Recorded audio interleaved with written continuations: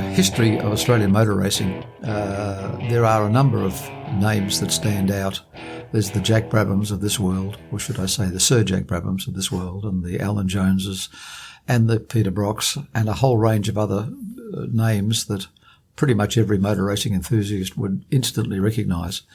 Unfortunately, there are very few ladies in that group, and we are so unbelievably fortunate to have one of them with us today. Her name is Sue Ransom, and Sue Ransom has been in this game for a very long time. That's not to say that she's a very old lady. She's not. She's a very, very smart young lady, given the time frame. Sue Ransom, good afternoon. It's really wonderful to have you here in the studio. I'm just going to start off by saying it's a pleasure. I hope you enjoy yourself. I've never heard you wax lyrical like that before. Don't you worry, it takes practice. Can I start with one question? Because in our research on your career, which is stellar to say the least, our researcher, Steve Normoyle, came up with a question which was, you obtained your road driver's licence from the RTA in rather unusual circumstances. And I think if we start there, we'll have a good idea of how this conversation is going to flow. Okay. Well, I didn't think about getting a licence until I was 18. I'd been in boarding school for many years, and just getting my freedom was wonderful. So at age 18, I thought I was about ready. But then it was a matter of, how do I do this? Because if you recall, back in the day, we had to go to Rozelle in Sydney to do the driving test. One day my mother had gone out but left a car. So I thought, okay, jumped in the car, which at that time I was living at Avalon at my mother's holiday house, and drove into Rozelle with L plates on. Now, that's a significant drive. That's probably about an hour's drive. Yep. And, of course, quite illegal, but I hadn't sort of figured that one out at that point. And I presented myself to Sergeant Plod, and away we went for the drive. And then came the question and answer, and I got about 2 out of 6 or 8 or something right. And he looked at me and he said, well, he said, I can tell you can drive, so you get your licence, but you just read up on those questions and make sure you know the answers. And I drove home legally. That's a set of circumstances unlikely to be repeated in the current time frame. No, I wouldn't think so. So you became a legally licensed driver on public roads. Mm-hmm. Now, what led you into motor racing? I mean, that's a big jump from going on the street in mother's car. Yep. Kind of reminds me of Kevin Bartlett taking his mother's Morris Minor to race at Orange in the first Australian Touring Car Championship. So what was the connection between I can now legally drive a car to I want to compete on racetracks? Probably my mother's horror at the thought that I had my licence, and I hadn't had any lessons.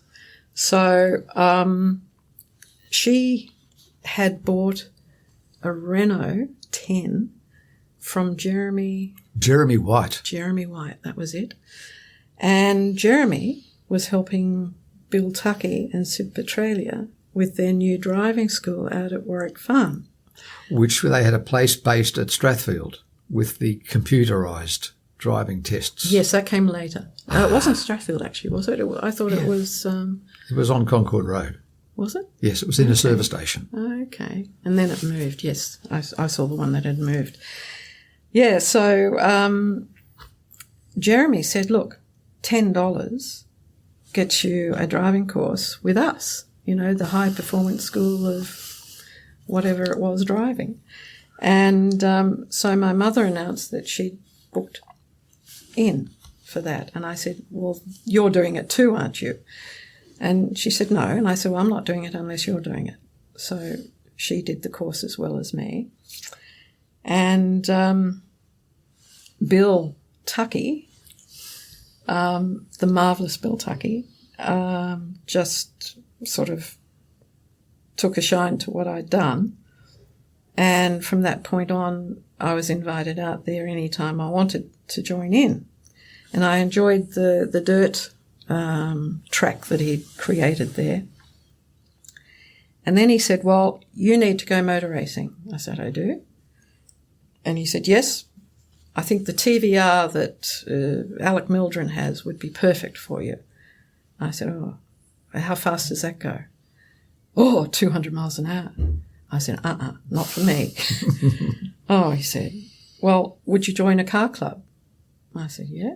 And he said, I have a young man working for me. His name's James Lang Peach. He belongs to the North Shore Sporting Car Club. So he said, would you go along with James and join that club? And I said, sure. So out I went. And that was the beginning of everything, because North Shore Sporting Car Club was very much involved in rallying. Loved it. I had a Fiat 500, 2-cylinder, and I rallied it. And I forget who navigated for me at that point.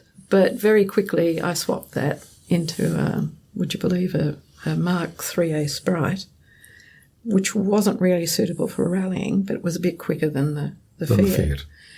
And, that was the beginning of my fascination with rallying.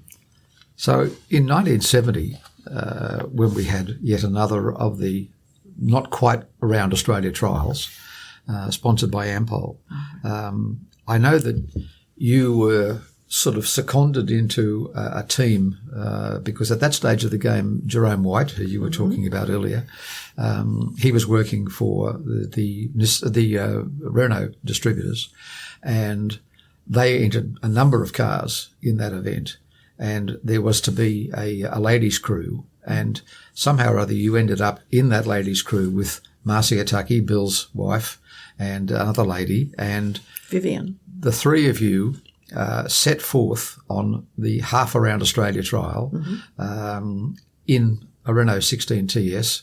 From memory, it was painted pink. Mm-hmm. And the spray and stayers. Ah, right.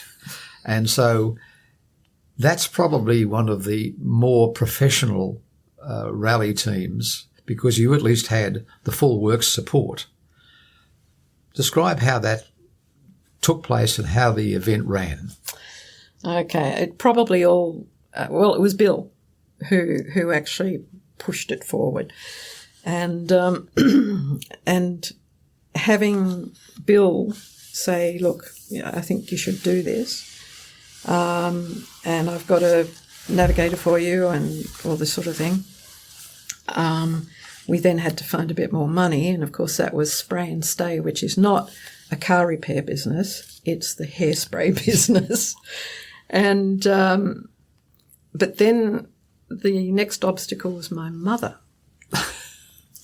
And so I sat my mother down and I said, I think I figured out what I want to do in life. She said, well, what's that? I said, cars. She was silent.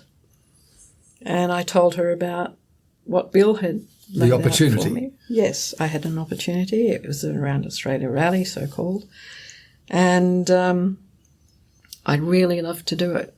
So more silence. And then she said, well, I'll back you. And she said, but you've got to do everything the right way. You've got to be professional about it. You've got to present yourself properly. You've got to get the right team and rah, rah, rah, rah. And I essentially clicked my heels and saluted and said, absolutely. And that was the beginning. And funnily enough, day one of the rally was out of Sydney. And we drove up the Pacific Highway, as it was then, towards the bridge, the first bridge. And up on the hill, as you're driving through, there were obviously some people. In fact, there were people all along the route, funnily enough. And up on top of this hill, I think Vivian Helliwell, my navigator, pointed to it and said, look at that. And there were some people up there who'd obviously written this huge sign, and it had go the spray and stayers, go the pink ladies. So I said, oh, hoo-hoo, we've got some supporters. So that was the first. Because that event was the first in quite a while for Round Australia trials, because there was a series of transport stages from different cities towards Adelaide, and the event started at Point Augusta and went north from there. But as I said, it wasn't a Round Australia trial in the context that it went from Port Augusta north to Tennant Creek through Alice Springs, then turned right and went across to Queensland. So it was really half Australia. Yeah. Okay. The 16 TSs were great little motor cars, very, very soft on the suspension, difficult to drive in a competitive sense because they really weren't in any way. They're front-wheel drive, exactly. So the whole process of that lengthy trial, you had to skip a few sections because things didn't go quite according to Hoyle. Well, they were going very well until the second last day. And where were we? Seventh outright or something. Yeah. And there were 400 and something cars competing. And that was staggering to me. But the Monaros, Holden Monaros, I think Kieran. Yes, John John Kieran. Kieran. He was leading. Yeah. And he was the first to hit the bog. Yes. The sand bog. And then 4 other cars hit it. And I saw that these cars were buried to the sills, really. And I pulled up outside of the bog. And I went running up to John's car and I called the others over. Said, quick, we've got to dig him out because this guy's the leader and then everybody else is in a place. So let's start digging. So we dug like mad, but it just buried him. And I said, look, we'll send for a tractor. So we sent for a tractor 2-way. And then by the time it got there, the rest of the cars had started to arrive and get bogged. We're still sitting outside of the bog. And it's whoever paid this guy with the tractor the most money got their car out. And I thought, how unfair is that? So I went back to the car, but it wasn't there.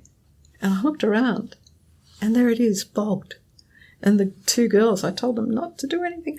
But they decided that they would have a try. They would have a try. So in having a try, they blew the head gasket. Now, it just so happens all the other Renault 16 TSs had blown their head gaskets too. And so we thought that was it, we're out. We managed to get out of the bog, but we got towed to a point and left. So we had to radio the guys and they took essentially all night getting to us. So we sat in the car shivering to death and I said, look, we've got an axe with us. Why don't we go out? There's an old dead tree. We'll chop that down and we'll get some warmth. So we chopped the tree down and it burned like a beauty through the coldest part of the morning, early morning. By the time the sun came up, and then started getting hot, we looked for shelter, but we'd cut it down. So that was it. We were stuck. And the team got to us and said, we can't do anything. We're going to have to tow the car back, and we'll send a helicopter for you. So we got the helicopter to drop us off at the Great Western Vineyard so we could drown our sorrows. And he took off. And within an hour, he was back. We heard this helicopter coming back. And the pilot yelled out, quick, get in, you're back in the rally. So we had to leave our champagne behind and rejoin the rally, but we had to shortcut. And the shortcut was through the Snowy. And of course, on those dirt roads, you drive in the middle of the road. Mm. And I was coming up to a hairpin right-hander with a humongous drop on the left-hand side. And Giuseppe and his family came around this hairpin corner, and I just moved to the left to let him through. But he'd thrown his hands in the air, and he had Mama and the kids and the grandparents in the car, and that was the end of that. He hit us side on. And over we went, flying through the air with the greatest of ease. And we flew for about 50 feet. And, and I'm still driving the car. In midair. In midair. And we landed, thank heavens, on this rocky outcrop. And, of course, the right front was damaged. And I said, quick, get the axe out and we'll hack the right-hand mudguard off, and we'll get a tractor and we'll get pulled up. And it was while we were waiting for the tractor that I realised that I was a bit stiff and sore around the neck and shoulders. So Bill Tuckey arrived in a car, and I said, look, I've got a bit of a problem. So he said, look, Thredbo's pretty close, so I'll take you into Thredbo to see a doctor. Well, it turned out I'd broken my neck. And thankfully, not too badly, the axis and atlas. And so I was put in a neck brace. And the car finally caught up with me in Thredbo, jumped in, and then we made it to the finish line. And it looked terrible. I mean, pieces were missing, but at least we got to the finish. Yes, I mean, it's hard to believe in today's world that you could still finish having had so many adventures and so many near disasters. In fact, they were disasters. They were just disasters that you recovered from. And in today's world of being timed to the 100th of a second, it was just an entirely different world, an entirely different time. Roads weren't closed in those days. No, they were public roads, and you had to cope with it. Exactly. Yeah, and I think that was the great days of rallying. I agree with you. Yeah. Now, following on from the Ampol trial, there's a story that you've related in regard to running the same car in the Southern Cross, or a similar car in the Southern Cross. No, it was the same car. Same car? Yeah. Okay, so she'd had a little bit of attention yes. in between. Yeah, now, that was the Southern Cross that ran out of Surfers Paradise in 1969, or was that the one that was... No, it was still in the Coffs Harbour area, Wauchope area. That's right. Yeah. So it ran out of Port Macquarie. Okay. So more adventures on the Southern Cross? Well, yeah. As it happens, a lady by the name of Hazel Phillips was a good friend of mine. Now, Hazel was the host of the midday show on Channel 9. And she took over from Maggie Tabaret, I think. And Hazel and I were great friends. And she actually wanted to come on the rally. And so I talked to people at Renault. Now, at this point, I had been offered the PR job at Renault and had accepted. So it wasn't till the end of the year, but so they said, yes, that's good. And I said it'd be good for publicity and all that sort of stuff. So they agreed. Now, there was only one thing that hadn't been fixed properly, and that was the handbrake. And something was wrong because it kept you kept feeling the foot brake doing something a bit odd. And when we got the mechanics to have a look at it, they said, oh, yeah, the handbrake cable's frayed, but we haven't got time to fix it, so we've just wrapped it around something. Jerry-rigged. She'll be right. Yes. She'll be right. So Hazel was going to do all the long transport stages. Unfortunately, it was raining, and we're right up the top of the Comboyne area. And we'd rigged a bed for me on the back seat with the safety belt across my waist, legs one end, head the other end, and what could go wrong? Except the handbrake cable came loose and jammed the throttle open. And this was on a very muddy, slippery road with a big drop down on the left again. And I was asleep until I heard, "Oh my God." And I was instantly awake. That was Hazel. And I saw my legs going higher and higher, and then, yes, we're rolling. And I thought, it wasn't too bad. It was pretty slow. But then it started rolling faster and faster and faster. And the next thing, I'm spitting out mud. And I thought, gosh, that's a bit strange. So I opened my eyes to see that the car was up there. I was on the ground, head, shoulders, and the car with the open door was coming down where I was. And so I just reached up and thankfully grabbed the safety belt that had been around my waist that was now being held by my toes and pulled myself in as the door hit the ground and slammed on my face. And thankfully I was just high enough above the sill that it went into the cushion of the back seat. And of course I was knocked out. And when we finished rolling against a tree down the bottom, blood everywhere, but it was only a small cut. And the girls said, "Oh, you've got to get out. We've got to get a car to get you to hospital." And I said, "I don't think it's that bad." Yes, we've got to get you to hospital. So I ran up top. One of the competitors gave me a lift, and then then I went off to a hospital. But and then I lost the girls. I don't know where they ended up in the end, because I ended up at the breakfast at the finish, and I think that was in Newcastle.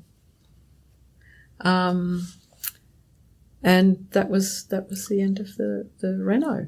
But it was close, let's say. I would say that's being out of the car. It's kind of like falling off a yacht, isn't it? You know, I mean, you're in a place that you're not supposed to be, and that incredibly lucky that it didn't come down inches either way would have been the end of you. So a life-threatening circumstance. It was, indeed. So on a slightly lighter note, around about that time, you were offered a position, as you said, you'd accepted a position with Renault PR, but that didn't come off. It would have come off, but, as I say, it was at the end of the year. But James Langpeach, who was, at that point, I think... he was working at Wheels? Wheels. He was Wheels deputy magazine. editor at Wheels, with Bill. And the North Shore Sporting Car Club was a close-knit group. And a group of us went down to help James run the Sandown 500. I think it was in a little Toyota Corolla. And he introduced me to a guy called Max Ward. So all of a sudden, that was a Sunday, I turned up for work at the Ford Motor Company in Sydney on the Monday. So on the Saturday or Sunday of the Sandown 500, the PR manager of Ford Motor Company, New South Wales, he was Eastern, yeah, met you, liked you, offered you a job, you accepted, all in the space of 24 hours. Yeah.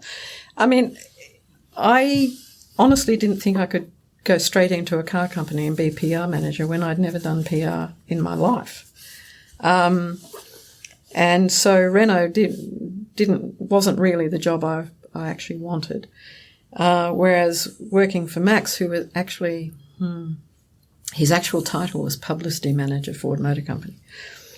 So he had a fairly broad spectrum, and it was Ward of Ford, and it was his domain. So I actually ended up on my feet with the best PR in the business at that time. And at that time, the system with the car companies, they all had quite extensive fleets of brand new motor cars for motoring journalists and people of interest to borrow for extended periods of time, anything from a few days to a few months. A lot of those cars, and we're now talking a time when the car companies, particularly Ford, Holden and Chrysler, were building some fairly fast motor cars. I should imagine that quite a few of those were converted. And what I mean by converted is that they were converted from really nice, pristine motor cars into large lumps of metal, having been applied at high speed against something that didn't move very much. Scenery. Do you remember? I'm sure you remember those days of the phone calls, of the fact that XYZ particular motor car wasn't coming home. It was a time when things were done that would be considered absolutely insane today. Sure. They were probably insane even then. Yeah, yeah. I mean, the GTHO Phase 4 that we had for all of 2 days went missing. It was stolen out of our car park. And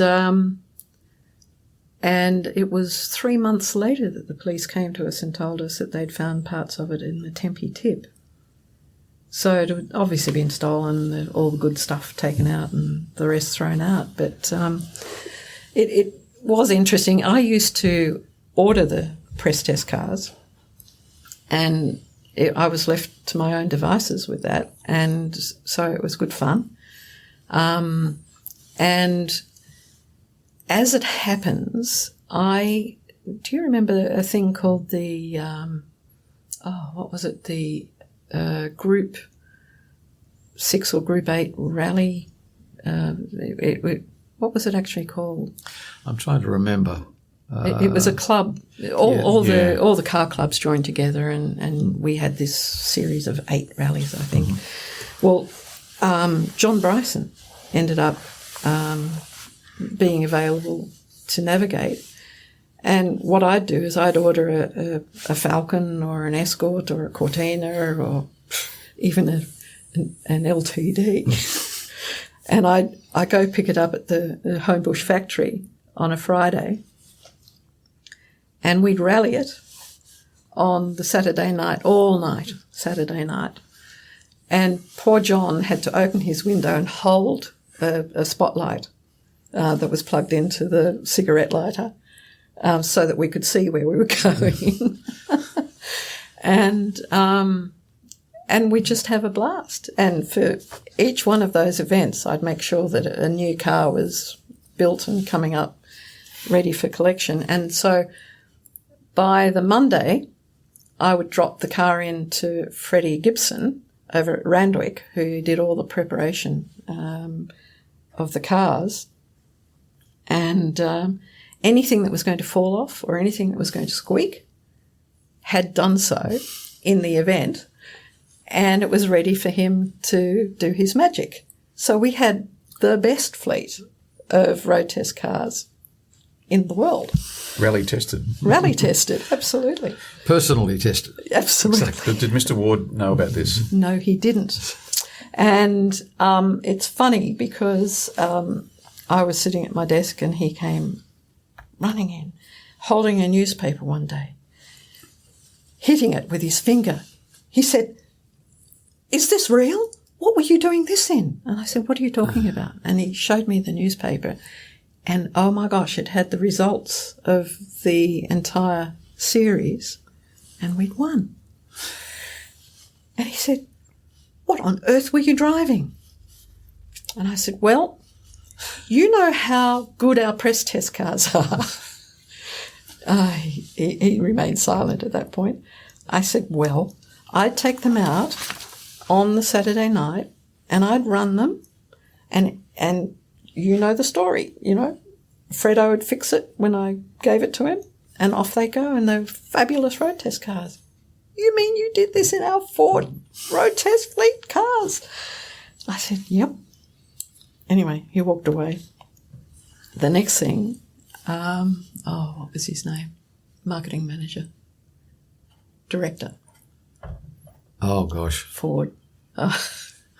It'll come to It's us, the bad, don't worry. trying to help the bad. Keith Horner.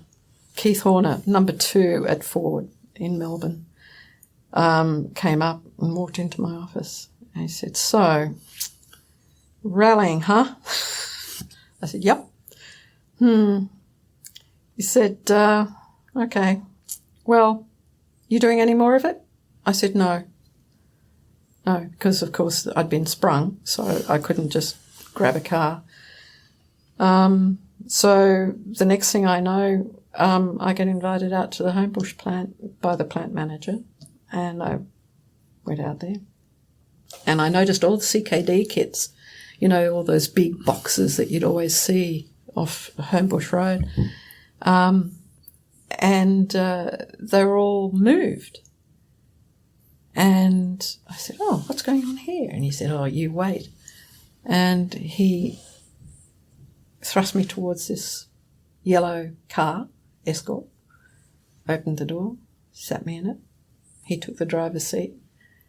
And with wheels spinning, away he went. And he had created a little racetrack, made it out of all these CKD kits, honest to God.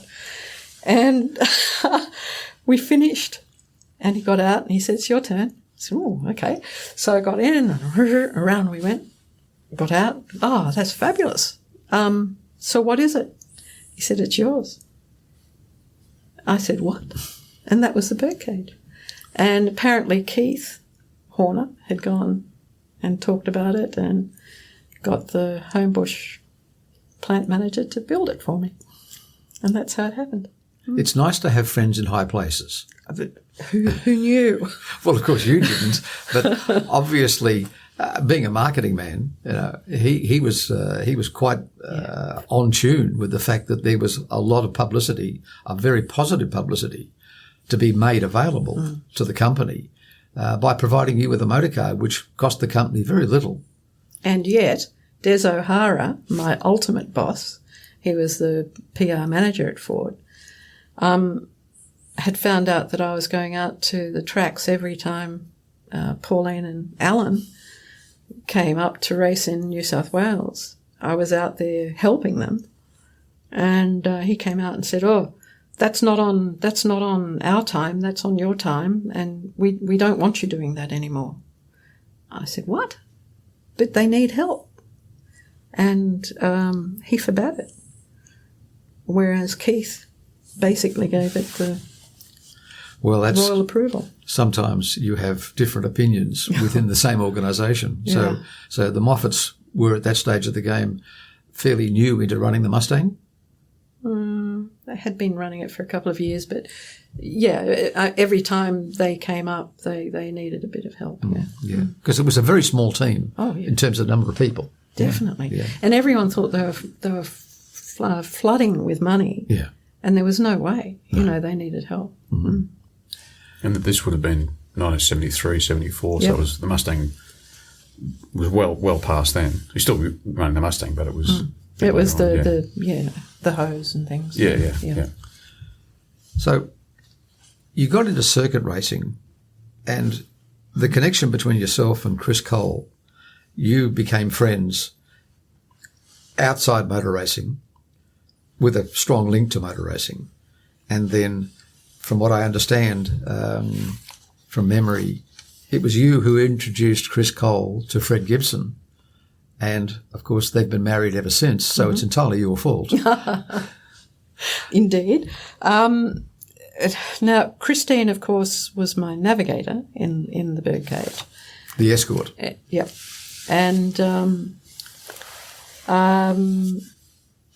And we enjoyed it. But I've got to tell you, we had a history of breaking axles, and I just kept spending money on hardier and hardier axles, but they kept on breaking. And it was probably because of good old Finnish flick. More often than not, you'd be going screaming through a corner, and I'd say to Chrissy, "Hang on, we'll see the wheel in a minute," and let it go past us. I guess you're talking about first and foremost, I guess it was through John Leffler, funnily enough, that we met. And Chrissy at that time had been going out with Brocky for some years. And she wanted to meet anybody. And anyway, we had one more rally to do, and she chimed in that she wanted me to run with her at Bathurst in the 1000. Or, yeah, it was the one. No, it was the 500 in those days. 1,000? No, it was the 500, yeah. I did one 500, that was my first one. Okay. And it was for Alpha. And I said, oh, no, rallying's my deal, you go off and do that. And that's when she went on strike. And she refused to allow me to put the entry in for the Alpine Rally because she wasn't going to be navigating. She was on strike until such time as I signed up to do Bathurst. So in the end, I think we were down to 5 days and there were no more entries allowed after that. So I finally had to acquiesce. And then it was down to having to do 3 races to get my licence to run at Bathurst. And it surprised me because I thought I would be really concerned about having people watch what I was doing because, of course, I was used to the dead of night and nobody looking. We had so much good fun. Apart from the kangaroos and the wallabies. Apart from the kangaroos, wombats, the occasional rabbit. I got into trouble from Chrissy every time I ran over one. Anyway, so yes, we agreed. And I can tell you the mechanic decided he would make a slight change between qualifying and race day because he thought that there was, like a litre of fuel left in the tank that wasn't being used. And he used this new gasket goo that had been given to him by some company. And Christine, thankfully, started the event. And every time she looked up the hill, the car stopped. And what had happened was the gasket goo that he'd put on the joints, every time it got a whiff of the fuel, blew up like bubble gum and stopped the fuel running through the line. So that was the end of our event. And Christine was almost in tears and I was so relieved because I think I'd had all of 5 laps of the circuit and that was it. And I didn't know which way was which. So, that was your introduction to. That was my intro, and yet racing. We won the Rookies Award that year, so that was good. Yeah, for doing nothing.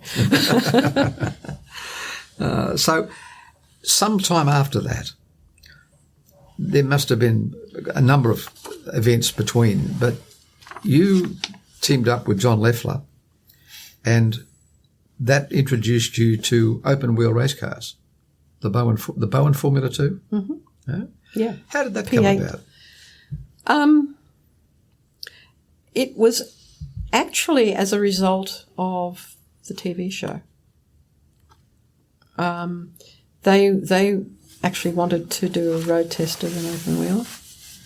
And now, the TV show you're referring to was Peter Werritz? Yeah. Talk?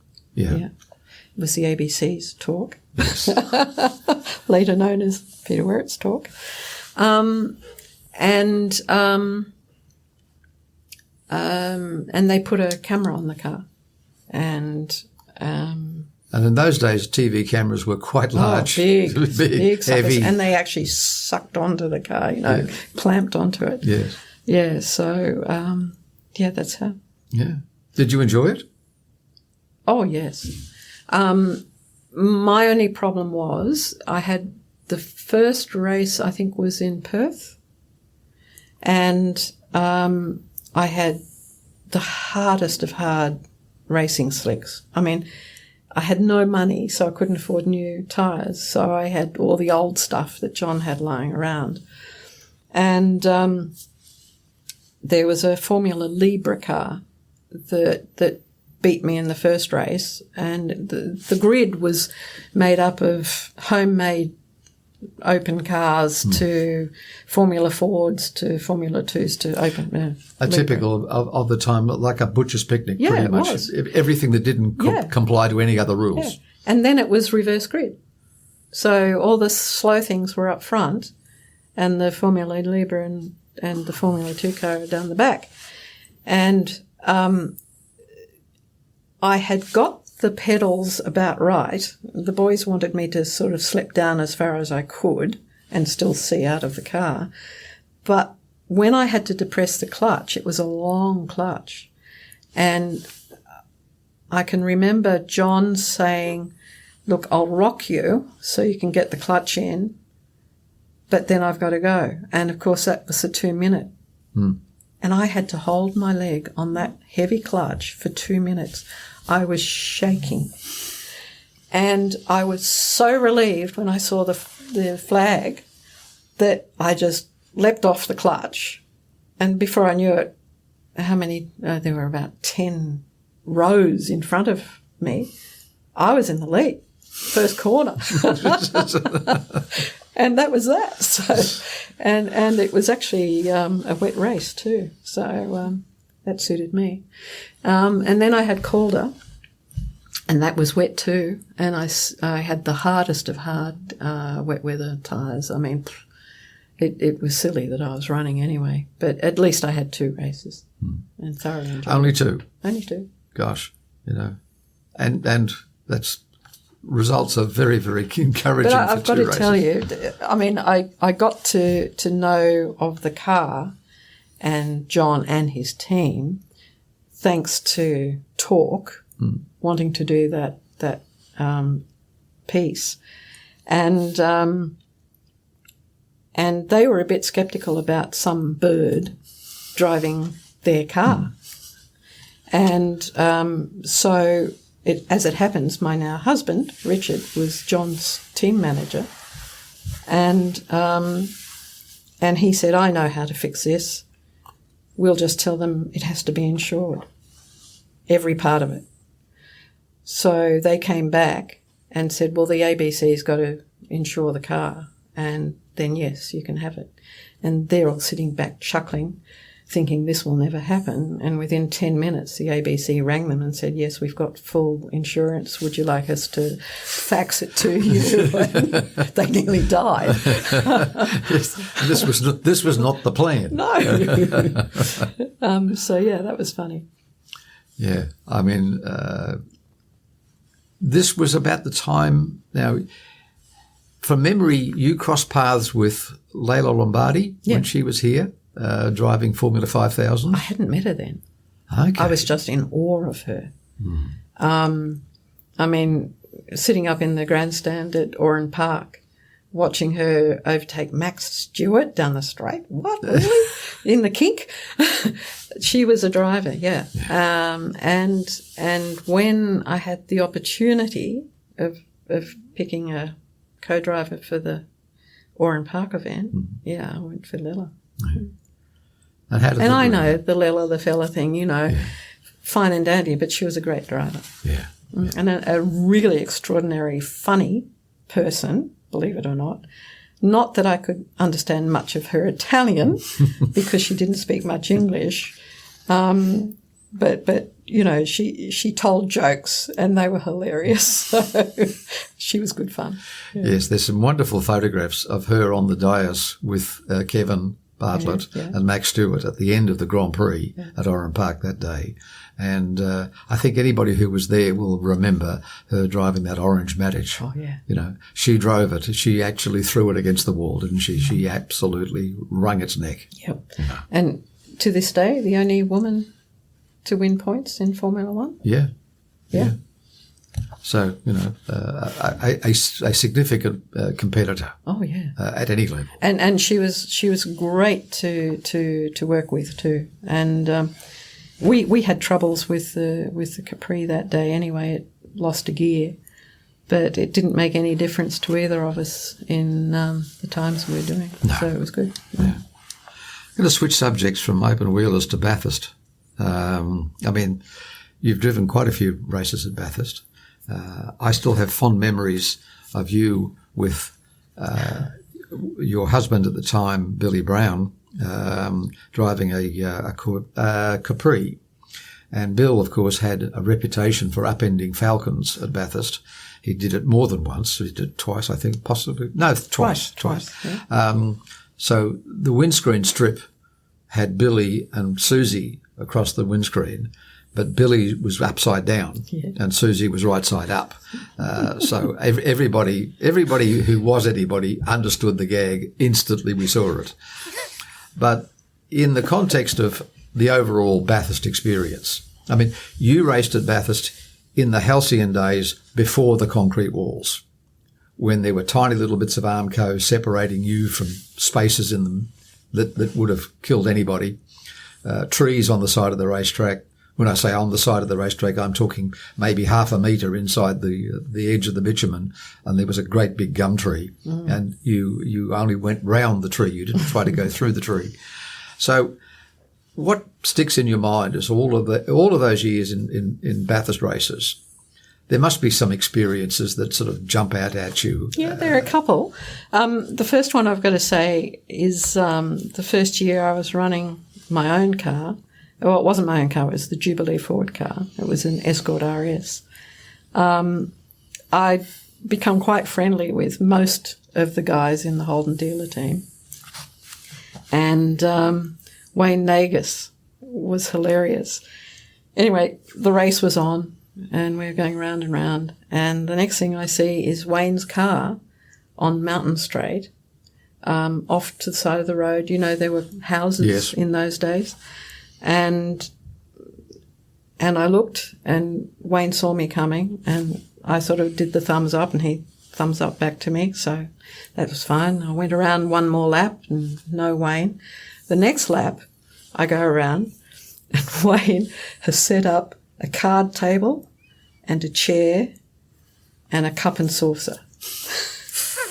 So when I went past that time, he lifts the cup and saucer and points to it as if, come on in here, this is where you get your cup of tea. It was so funny.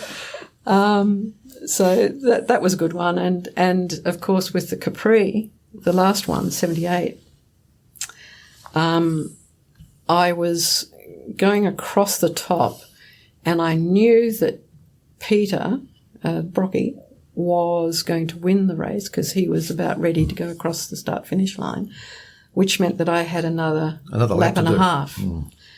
And the next thing I noticed, just about where Bill had his big over the fence crash, this guy came running down to the fence, waving his arms and pointing. And it just caught my eye, and I looked just for a second, and I thought, uh-oh, because then it was the Big Dipper and then the S's. And I waited for it, and sure enough, it was the right front had gone down. So I had a flat going across the top. And, of course, it didn't do any payback until I got through the Big Dipper. And I was in the S's, and I was wrestling that car from one side to the other. And I managed to miss everything. And just after you come through the left-hander onto the main straight. Forest Elbow. I was able to put it on the grass and just dawdle down, and I'm thinking to myself, Harry told me I can't finish and legally finish because I would have finished in a place. But I got Harry, my mate, who was then Cam's chief scrutineer. Mr. Firth. Yes, to check my car because I had a feeling it wasn't legal. I had a new engine built by Stevie Knott, and unfortunately the engine didn't work when I put it in on Saturday. So we had to face either breaking down in the race or running the old engine, which I wasn't sure I could do. Harry confirmed it was not a legal engine. It had something. And he said, it won't be a problem if you don't finish.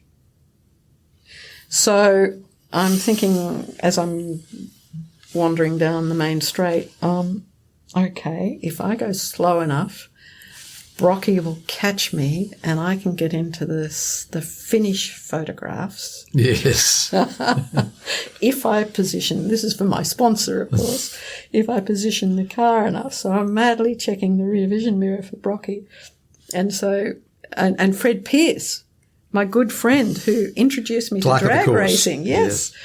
Fred has got the finish flag and I almost ran him over because he wouldn't get off the circuit. He was trying to stop me so that Brocky could go past so that then I'd be a finisher, but he didn't know what the problem was.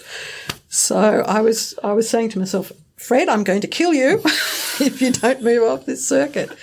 So that was the other one, yeah. Yes, it's kind of unusual that you would be literally on the last lap working out how you could not finish and therefore not qualify as a finisher so that you didn't get scrutiny and you didn't get pinged. And we didn't have, communication. Communication. No, it was all back in those days. It was all boards from the pit counter. Yeah. So Bathurst has had numerous effects, both positive and negative, on everybody who's been there. Everybody. But going to other areas, you raced in karts for a while. Yeah. Where did that fit into the whole scheme of things? Did it start halfway through? Was it just something that popped up? Somebody said it was a good idea over a couple of drinks on Friday night? Sure. No. It was I think I'd first been invited to run a gearbox kart at Oran Park by the Superkart fraternity, and I loved it. It was just fantastic. And then the go-kart fraternity found out, and I must have had the race with the 3 races to get my licence and then the Bathurst. Because then Brian and Diane Thornton, 2 Sydney Kart Racing Club people, invited me to run their kart. And I thought, it'd be interesting. So out we went, and it was at the show where they built the speedway. Granville, yes. So the go-kart track was there first. And then they threw us, that's another story. So, yes, I started racing there, and it was the day when you had to wheel out the battery and connect the battery to the engine to start it, and then and back. And it was a tiny circuit, but it was so much fun. And I used to invite buddies like Glenn Seaton when he was a kid. So Bo would bring Glenn out to run in a kart and things like that.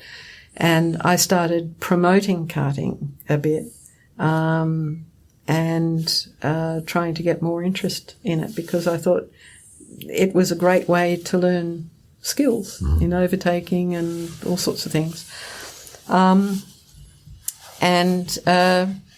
I did that for a few years, and I went to Hong Kong, won the karting race in Hong Kong.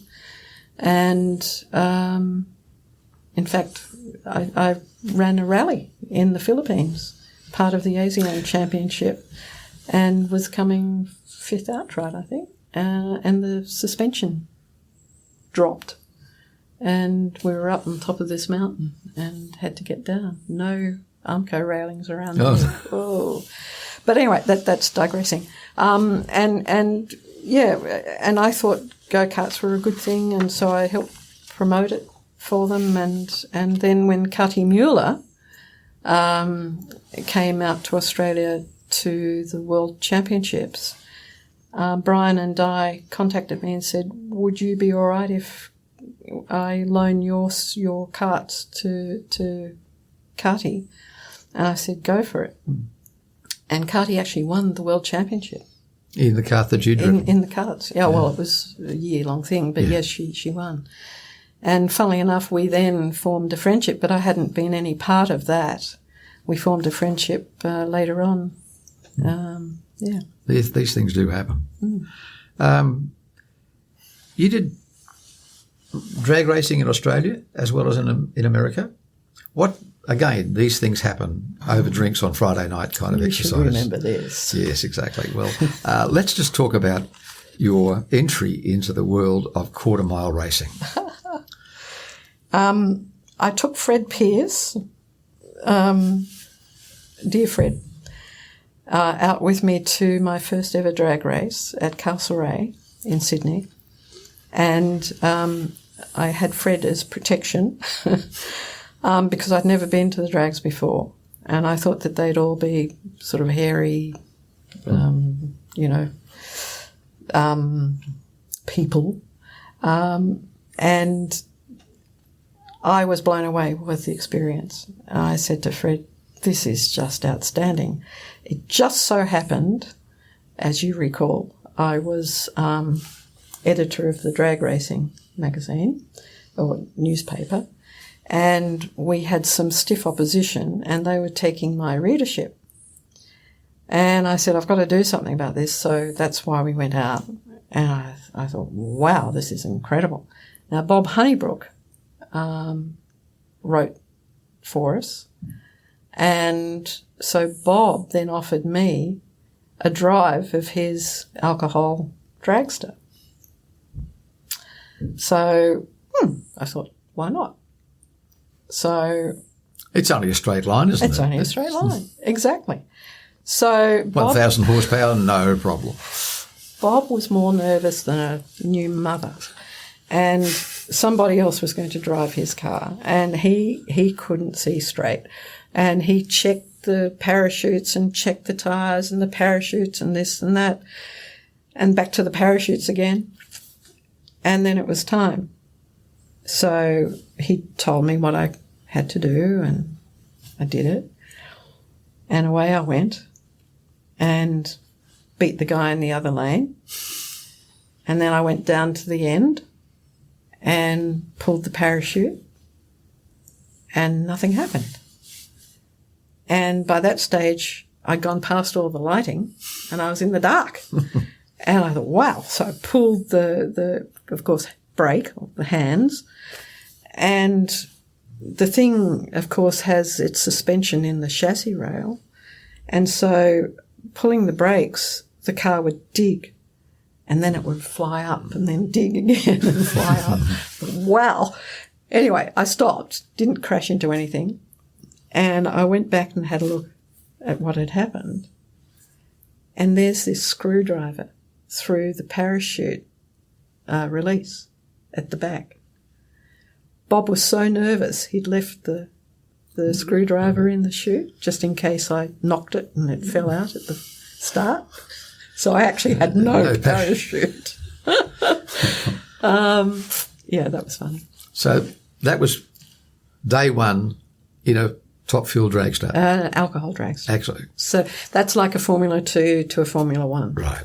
So, and then the McGee's asked if I would drive their top fueler. So that was different again. I mean, that was unbelievable.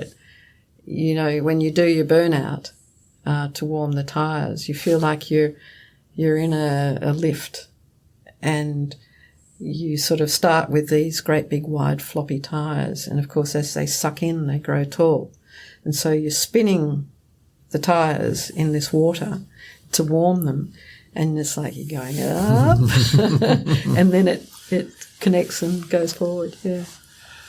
How many times did you drive in that particular sport? Lots. Oh, yeah. Because then I went to America. Yeah. And specifically to drive top fuels? No, I was going over with Ken Warby to race as a team, and we raced as a team for years in America. And with the jet cars? Jet dragsters initially, and then mostly the jet funny cars. And we won everything. so it was good. But I worked out of Craig Arfon's workshop, and I did all the work, even rebuilding the jet engines and balancing and all that sort of stuff, but under Craig's supervision, of course. And Warby would be doing his thing, and he'd turn up for a race meeting. So they were fun days. I called him Wobbly, he called me Myrtle. He'd get on the PA as often as he could, saying he found me on the unemployment line. So we had a good time. Oh, dear me. The last road race, our investigative journalist has said that was the World Championship sports car race at Sandown, 1984. Not the happiest of weekends. Well, it's happy for me because, in fact, I had lost the use of my right leg the year before when I'd picked something heavy up and I shouldn't have. And my right leg didn't work for 6 months. And so I found a sports doctor who put me on the rack for about an hour every 5 days. 5 days, 2 days off, 5 days, for about 4 months. And then I started getting a bit more. And I was told I could never race again because this could be dangerous. But then I was offered the Gebhardt car, and which particular car? What brand? Group 2. It was a Schnauzer, and it was Schnauzer, was it? Schnitzer, sorry. Yeah. Schnitzer Group BMW. 2 car. Yeah. Yep. I was about to say, because a Schnauzer is a dog. Yes, so it is. It is. But that's what it was, a dog. And I mean, I'd always wanted to drive a Le Mans car. And, you know, being in that bubble was unbelievable. There was so much light throwing back at you. It was quite off-putting initially. But I've never been able to, at Sandown, I've never been able to go through corners as fast as that. Boy, it stuck to the ground.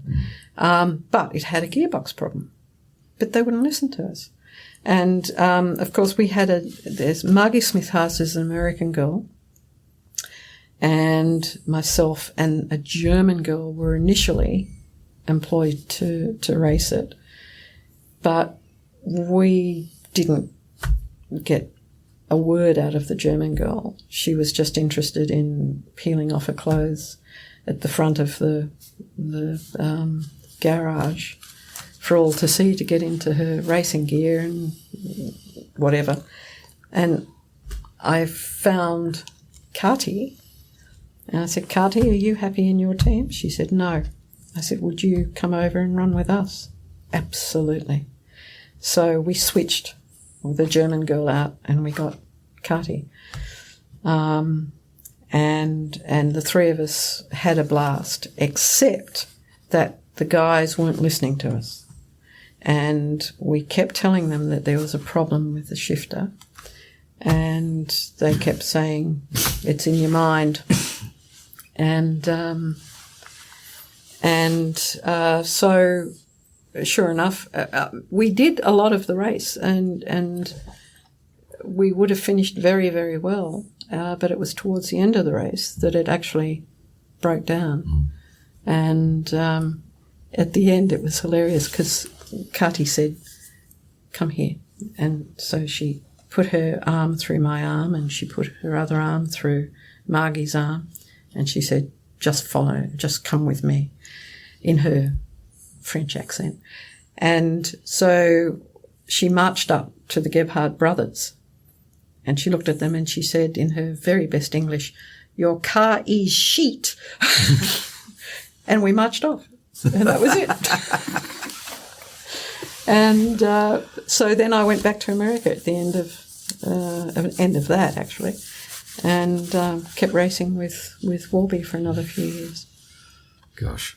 I mean, this is a career that's gone all over the place. You know, you've done more, you know, in that 20 years than most men would even think about doing. And, you did it with a great deal of style. You came back to Australia. You teamed up with Alan Horsley in the PR department at Mazda at the time that Mazda had become very, very interested, thanks to Alan, in endurance motor racing in Australia. Now, that would have been a very different occupation by comparison to the time you spent with Max Ward at Ford. Mm-hmm. It was a lot more structured, I imagine. Yes. In a word, yes. Well, when I first came back, my old buddy Jim Murcott knew I was coming back, and he said, we need a hand with the Formula One, what do they call the race with all the celebrity race? Oh. Formula One celebrity race in Adelaide. So I went down to Adelaide and did the preparation with him with the celebrities at AIR, and then took them out to Adelaide. When I got back, the phone rang. It was Horsley. When did you get back? A couple of weeks ago. Why didn't you ring me? Well, I was going to, but I went down to Adelaide. Why? He said, I want you to fly down to Melbourne. What for? He said, there's a job down there. I said, I've already accepted a job with John Smales. And he said, well, just tell him you want the weekend. Uh-huh. He said, have I ever led you astray? I said, no. So I flew down to Melbourne on the Friday. And after a few hours of talking with Mike Quist and the boss, I hadn't been convinced that it was the move. They kept talking about the entire car park was going to be changed and this wonderful new car was coming. I just couldn't believe it. And so I said, no, I don't think this will be for me. Oh, okay. Well, follow us. So they took me down to the workshop, big area underneath. And there's this great big wooden crate. And they had a guy shimmy it open. And there's the MX-5. This is almost 2 years before it was launched. And I went, oh, that's what you're talking about. Right. And I flew back to Sydney. And then Jan Murcott was at the airport Monday morning, nice and early, to meet me and drop me off at my new position at Mazda, which was to essentially launch the new Astina, 323s, the new Mazda 2, the new Mazda 9, and the whole lot of them. And the new generation cars. Ending up with the MX-5. And it was fabulous 4 years, yeah. Because Alan Horsley, having run Humour for many years and then seconded up to Sydney to run Oran Park for generations, he was responsible to change the look and face of, let's call it localised motor racing. Sports sedans. Yeah, he sports was sedans. Right behind it. Yeah. Yep. And he also was the king of the fast turnover. Yep. I mean, as one race was finishing at Oran Park and the cars were going off through one gate, the next race was literally starting and the cars were coming out onto the grid. Plus, and there was minutes between races, not 15, 20 minutes, half an hour, So when he moved across to be a car manufacturing executive, very different ideas. I'm sure he brought some very different ideas. Yes, he railed against a few. Like Christie had foresight. He could see that the MX-5 was going to be different and big and had a different buyer profile. You think of a sports car like that and you think young people. He knew it was going to be the older group that was going to be involved and wanted to be involved and needed more from the company.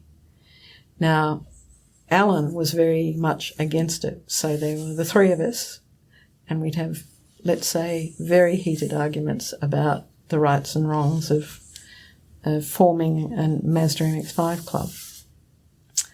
And he was just dead against it because, all they do is come and with an open palm and expect you to grease it full of money and blah, blah, blah, blah.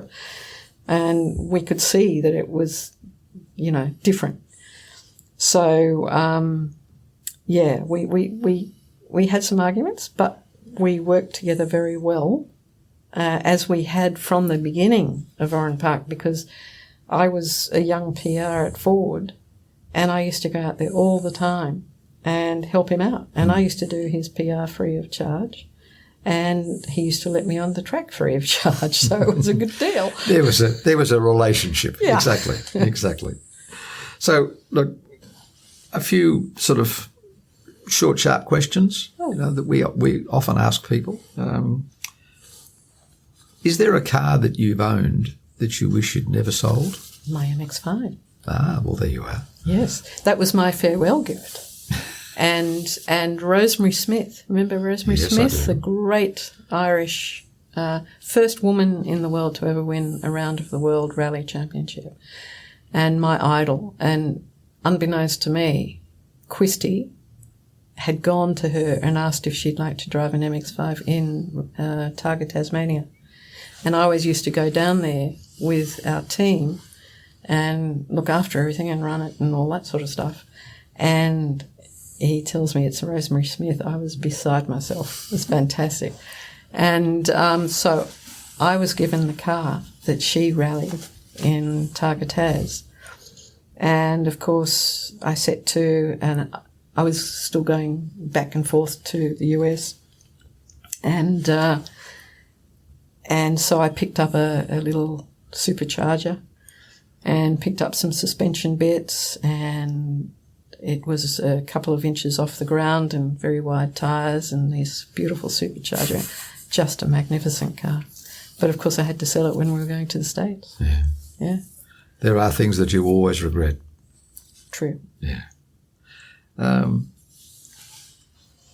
You develop attachments to cars. I know pretty much everybody that I know has. Is there a car that you really, a road car, that was the car that sort of made it for you, apart from the Mazda? It was the MX-5. Just the MX-5. But I've got to tell you, every car I ever rallied, raced, or whatever, I actually had a relationship with the car. I always felt at one with the car. I felt everything the car was telling me, and it's always been that way. And I don't like big cars. I just like cars that envelop you and you're just at one with it. It's interesting because if you talk to anybody from the era, and even people who fly them today, pilots who flew Spitfires during the Second World War, they almost always have an expression generally termed in different words, but the heart and soul of it is you don't fly the aeroplane, you strap it on, and then you go out together because you felt a part of the machine. And what you're saying is similar, isn't it? I mean, because you get into the car and you feel, as you say, at one with the machinery and the way you learn how it's going to operate under any particular set of circumstances. You know, it's not something that a great number of people have that ability to correlate with the machine. But if you can, it is a wonderful experience. I mean, true. Brock used to do that. I mean, Brock would get into anything and drive it faster than the guy who owned it. Yeah. No. I guess the best car you've ever had as a daily driver, again, the Mazda MX-5. What do you do now for the fun that you used to have in this sport? Is there another chapter in the Sue Ransom story? I don't think so. You were happy to retire and just sort of ease your way out? I've got to say, I mean, I do love getting out and driving a car with some purpose. With some degree of enthusiasm. Indeed. The last time I did that, I ruined four rims and 4 tyres, but that was during the flood. But I had a good time doing it. So, no, I did enjoy my time running the Bianti series.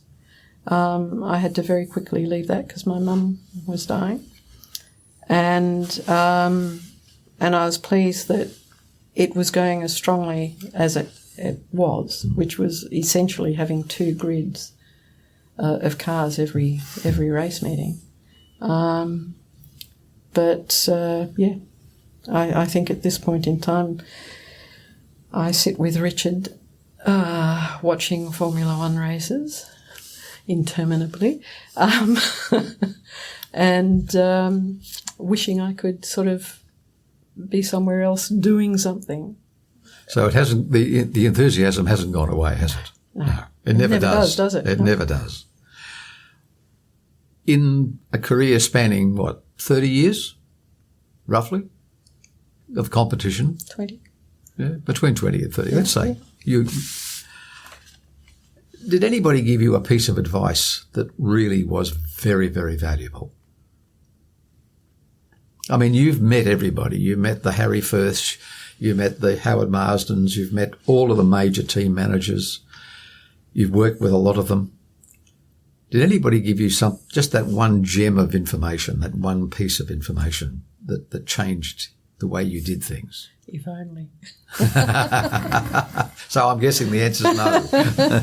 Not really. I mean, gosh, Chrissy and I worked as a team, and because she was the maestro of the circuits, I would listen and watch everything she did, and we'd draw the circuit in the dirt, and she'd say this and this and this and this and this, and I'd take it on board and follow it. But no, apart from that. The silly question that I always ask is, what is the smell from motor racing that you remember most? Because you were in the era that I'm talking about. Yeah. I'll bet you it's the same as you. Castrol Ale. Burnt Castrol Ale. Yeah. Exactly. Absolutely. Yes, there's something about that particular aroma, isn't there? There is. It's the only long-living, lasting aroma around motorsport. Exactly. So what would you now that your career is over as a competitor, what would you like to be remembered most by as a competitor, a rally driver, a race driver, a drag racing driver, or just somebody who did it all? I'm not expecting to be remembered, but like I can't say I was a champion of any of those, but I enjoyed doing it all. You've certainly got an awful lot of trophies at home somewhere. A few. Just a few. Suze, I think this has been a real pleasure for me.